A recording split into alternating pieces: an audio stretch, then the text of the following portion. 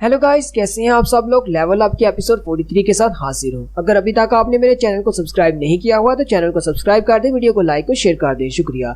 Last time आपने देखा था कि एसोसिएशन की तरफ से जिन्हों को एस रैंक का हंटर बना दिया जाता है, जिसकी वजह से बहुत ज्यादा हंगामा होता है। सारे न्यूज चैनल पर जिन्हों के बारे में ही न्यूज चल रही होती है और सभी को जिन्हों के बारे में पता चल जाता है कि वो एक एस रैंक का हंटर बन गया है, जो कि साउथ कोरिया का 10वां एस रैंक का हंटर है। जिन्हों अभी भी एसोसिएशन के दफ्तर के बाहर होता है और कहता है, आज ये लोग मेरी पिक्चर्स क्यों ले रहे हैं, इन्हें तो ली मिन सांग की पिक्चर्स लेनी चाहिए थी, ये लोग तो उसके लिए आए थे। उसी वक्त उन रिपोर्टर्स में से एक रिपोर्टर जिन्हों से सवाल पूछता है, जिन्हों तुम तो पहले एक ई रैंक के हंटर थे और तुम एसोसिएशन के लिए काम करते थे, तुम्हें कैसा लग रहा है डबल अवेकन होने के बाद जब तुम्हें एक एस रैंक का हंटर बना दिया गया है? कुछ तो कमेंट करो इस बारे में। व्हाइट टाइगर गिल्ड के मास्टर यूनहू आगे बढ़ते हैं और जिन्हों से कहते हैं, अगर तुम इनके साथ यहीं पर बातें करते रहे तो तुम बहुत ज्यादा थक जाओगे, चलो मैं तुम्हें एस्कॉर्ट करता हूँ, मैं तुम्हें बाहर तक छोड़ आऊंगा। गिल्ड मास्टर जिन्हों के कंधे पर हाथ रखकर खड़े होते हैं, लेकिन उसी वक्त पलक झपकने की स्पीड से जिन्हों वहाँ से गायब हो जाता है, बिल्कुल वैसे ही जैसे वोल्कन अपनी कुर्सी से गायब हुआ था। जिन्हों भी वही स्केल इस्तेमाल कर रहा होता है। गिल्ड मास्टर रिपोर्टर्स के पीछे देखते हैं तो जिन्हों उनके पीछे पहुंच चुका होता है। वो सारे के सारे रिपोर्टर्स और दोनों गिल्ड मास्टर ये देखकर बहुत ज्यादा हैरान हो जाते हैं, क्योंकि वो इतनी ज्यादा स्पीड के साथ वहां तक जाता है कि वो दोनों उसको देख ही नहीं पाते।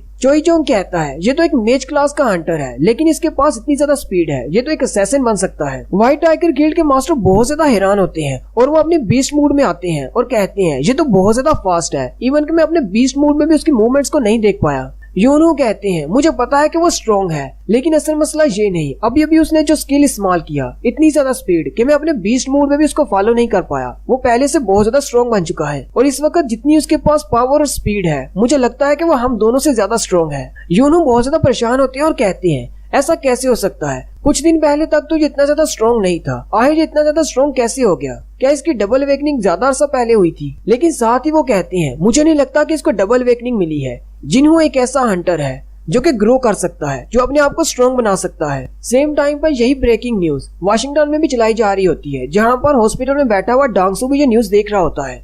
डांगसू जिन्हों को देखकर और भी ज्यादा गुस्सा हो जाता है और कहता है, ये तो अभी तक जिंदा है, इसकी मौत तो मेरे हाथों से ही लिखी है। नेक्स्ट सीन में जिन्हों ऑक्शन सेंटर पर जाता है, जहाँ पर वो अपने रेड ऑर्ब को बेचने के लिए जाता है। ऑक्शन के मैनेजर उस रेड ऑर्ब को देखकर बहुत ज्यादा हैरान हो जाते हैं और कहते हैं, मैं सालों से ये काम कर रहा हूँ, लेकिन ऐसा आर्टिफैक्ट मैंने पहले कभी नहीं देखा। वो उसे चेक करने के बाद कहते हैं, ये तो वाकई में मैजिकल पावर को 100% तक डबल कर सकता है। मैनेजर बहुत ज्यादा हैरान हो जाते हैं और कहते हैं, हमारे पास पहले जितने भी ऑब्स हैं या आर्टिफैक्ट्स हैं, उनकी लिमिट यहाँ तक है कि वो 50% तक पावर को इंक्रीज कर सकते हैं, लेकिन ये तो पावर को 100% तक डबल कर सकता है। अगर चोई जोंग इनको इसके बारे में पता चल जाए, क्योंकि वो एक फायर टाइप मेज है, वो तो यहाँ पर पैसों के बैग लेकर भागता हुआ आ जाएगा। मैनेजर जिन्हों से कहते हैं, तुम्हें ये कहाँ से मिला? जिन्हों ने कहता है कि मुझे ये डंजन में मिला।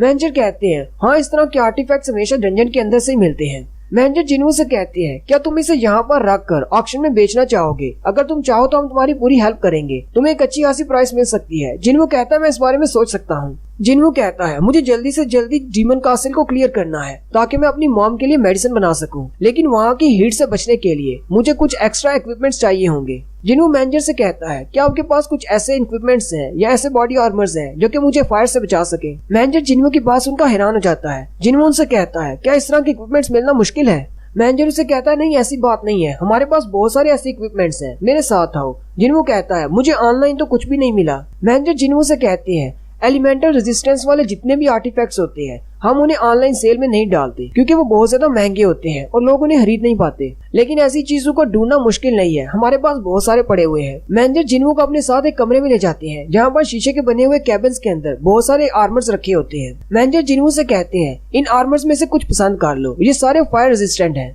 जिन्हों मैनेजर से कहता है, तुमने कहा ये बहुत ज्यादा महंगे हैं, फिर तुमने इन्हें शीशे के गिलास के पीछे क्यों रखा हुआ है? क्या तुम्हें डर नहीं कि ये चोरी हो जाएंगे? यहाँ पर तो सिक्योरिटी का कोई बंदोबस्त भी नहीं है। मैनेजर जिन्हों से कहता है, ये शीशे के गिलास बेशक तुम्हें बहुत ही नाजुक लग रहे हैं, लेकिन ये मैजिकल पावर से इम्ब्यूड किए हुए हैं। यहाँ तक कि एक ए रैंक का हंटर अपनी फुल पावर से इन पर अटैक करे तब भी ये शीशे का गिलास नहीं टूटेगा। जिन्हों मैनेजर से कहता है, क्या वाकई में ऐसी बात है? मैनेजर जिन्हों से कहते हैं, अगर तुम्हें यकीन नहीं तो तुम इसे हिट करके देख सकते हो। मैनेजर जिन्हों से कहते हैं, अगर तुमने इस गिलास को एक ही हिट में तोड़ दिया तो तुम अपने आर्टिफैक्ट्स को यहाँ पर रख सकते हो। जिन्हों सोच रहा होता है, मुझे इस गिलास में से मैजिकल एनर्जी महसूस तो हो रही है, लेकिन ये इतनी ज्यादा नहीं है, क्या ये मैनेजर वाकई में बड़ी बड़ी बातें तो नहीं कर रहा? जिन्हों साथ ही अपनी पावर को रिलीज करते हुए अपना पंच बना लेता है और शीशे पर मारने लगता है। मैनेजर उसी वक्त जिन्हों से कहता है, मैं तो सिर्फ मजाक कर रहा था, तुम तो सीरियस हो गए, अगर तुमने इस गिलास को तोड़ दिया तो हंटर्स गिल्ड से हंटर्स यहाँ पर जल्दी से आ जाएंगे क्योंकि हमारा उनके साथ कॉन्ट्रैक्ट है। हमारी सारी बिल्डिंग की सिक्योरिटी का जिम्मा हंटर्स गिल्ड के जिम्मे है। मैनेजर जिन्हू की तरफ देखकर सोच रहे होते हैं, ये तो एक मेज क्लास का हंटर था, फिर इसके पंच में इतनी ज्यादा पावर कैसे हो सकती है? मुझे तो लगा था ये ग्लास को टुकड़े टुकड़े कर देगा। जिन्हू मैनेजर से कहता है, क्या यहाँ पर कोई नाइफ्स या डैगर्स वगैरह मिलेंगे? मुझे वो भी चेक करने हैं। मैनेजर उसे दूसरे बंदे के साथ भेज देते हैं जो कि वेपन्स का स्टोर कीपर है। वो जिन्हू को अपने साथ दूसरे रूम में ले जाता है। मैनेजर उस ग्लास की तरफ देखते हैं तो उस ग्लास के ऊपर क्रैक पड़ गया होता है। मैनेजर बहुत ज्यादा हैरान हो जाते हैं और कहते हैं, कहीं ऐसा तो नहीं उस लड़के के बिना इसको टच किए ही इस ग्लास के ऊपर क्रैक पड़ गया? अगर वो इसे पंच मार देता तो तब क्या होता? जिन्हू वेपन स्टोर में चला जाता है और वहाँ पर जाकर एक नाइफ देखता है और स्टोर कीपर से कहता है, ये नाइफ कितने का है? स्टोर कीपर उसे कहता है, ये 30 बिलियन वॉन का है। जिन्हू कहता है, ये मेरे नाइफ से बहुत ज्यादा बुरा है लेकिन इसकी कीमत बहुत ज्यादा है। हालांकि इसके स्टैट्स भी कुछ ज्यादा अच्छे नहीं है, फिर भी इसकी कीमत बहुत ज्यादा है। जिन्हू अपने स्टोर में से नाइट किलिंग डैगर निकालता है और स्टोर कीपर से कहता है, ये वेपन कितने का होगा? वो स्टोर कीपर वो वेपन हाथ में पकड़ता है और कहता है, ये तो बहुत ही अच्छा है और बहुत ही अच्छे से बनाया गया है। स्टोर कीपर उसे चेक करने के बाद जिन्हू से कहता है, ये कम से कम 100 मिलियन वॉन का तो होगा। जिन्हू ये सुनकर बहुत ज्यादा हैरान हो जाता है। जिन्हू कहता है, इस डैगर को मैंने अपने स्टोर से 2.8 मिलियन गोल्ड का खरीदा था।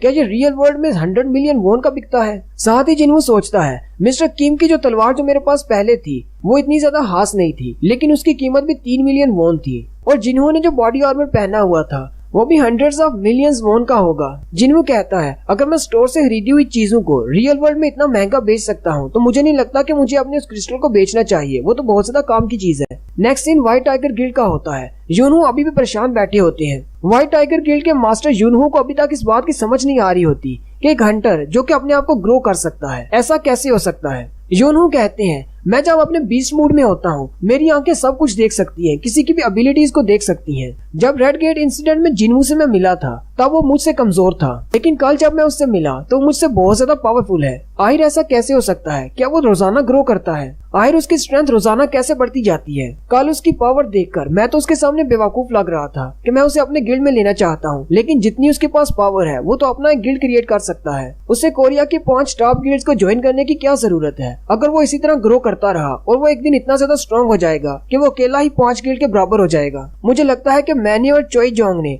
अपने टाइम को वेस्ट किया है उसे हासिल करने के लिए। लेकिन व्हाइट टाइगर गिल्ड के सेकंड मैनेजर मिस्टर आन अभी भी डिटरमिन्ड होते हैं और कहते हैं, चाहे हमारे गिल्ड मास्टर ने उसका पीछा छोड़ दिया हो लेकिन मैं अपनी कोशिश जारी रखूंगा। मैं संग जिन्हू को अपने गिल्ड में लेकर आऊंगा। मैं अपनी पूरी कोशिश करूंगा, मैं अभी हार नहीं मानूंगा। चीफ वान जल्दी से जिन्हू के अपार्टमेंट के बाहर चले जाते हैं। वो जैसे उसके अपार्टमेंट के बाहर पहुंचते हैं वहाँ पर पहले से बहुत सारे रिपोर्टर्स खड़े होते हैं। चीफ वान कहते हैं, मुझे नहीं लगता कि आज हम उससे मिल पाएंगे, यहाँ पर तो बहुत ज्यादा रश है। जिना खिड़की से बाहर झांक कर देखती है और जिन्हू से कहती है, रिपोर्टर तो यहाँ से जाने का नाम ही नहीं ले रहे।